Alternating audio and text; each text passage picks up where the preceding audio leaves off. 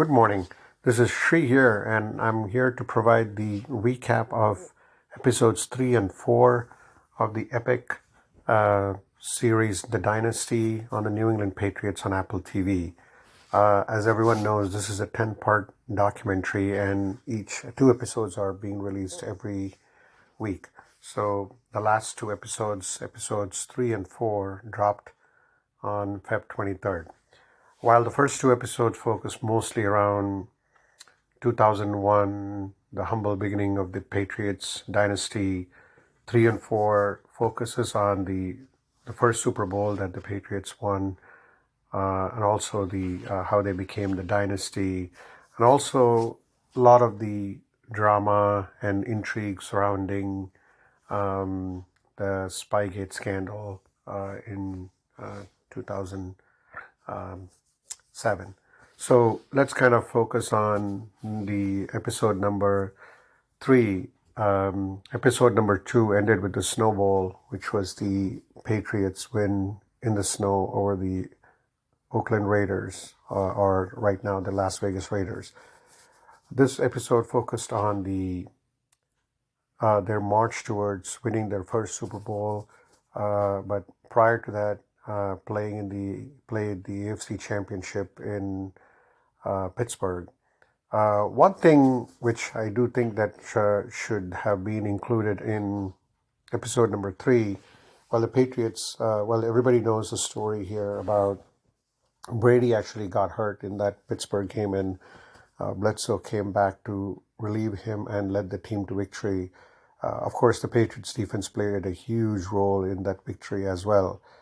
I wish they would have covered one more thing, which I've read in many a book, that the Pittsburgh Steelers were so confident of their victory that they actually had their bags packed to go to New Orleans.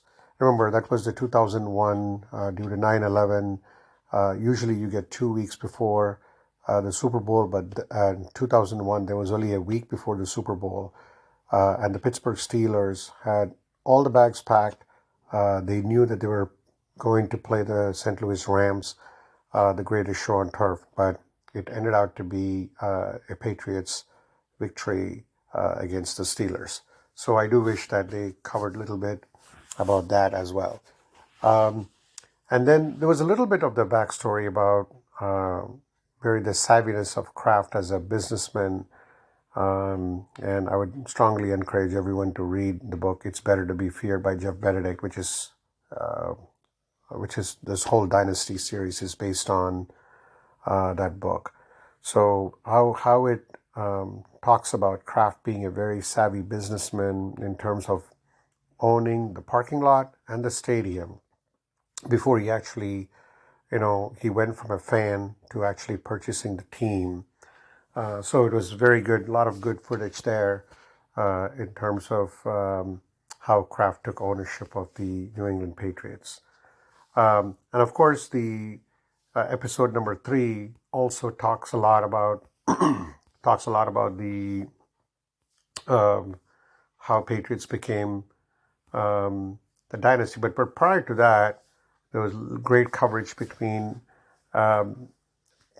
Bill Parcells, who actually was the head coach for the New England Patriots, who took the Patriots to the Super Bowl in '97 against Green Bay, that they lost. But a lot of the story going into the Super Bowl, of course, everyone does know that Kraft and Bill Parcells did not see eye to eye, and there's a lot of whole backstory to that. And everyone also knows that Parcells was not the coach of the Patriots after the Super Bowl. So there was a very good coverage on that, the reasons that went in, the tension behind the coach and the owner duo, and what the narrative was even before the Patriots played Green Bay Packers in the Super Bowl. So that was very well done. But so I think that was, episode number 3. As we pivot to episode number 4, where, the Patriots by now are the darlings of the NFL. They won 3 out of 4. but they did suffer a loss to the Colts 2006. Come 2007, we talked about the greatest show of turf on turf in 2001, but the Patriots did one step higher by going after Randy Moss.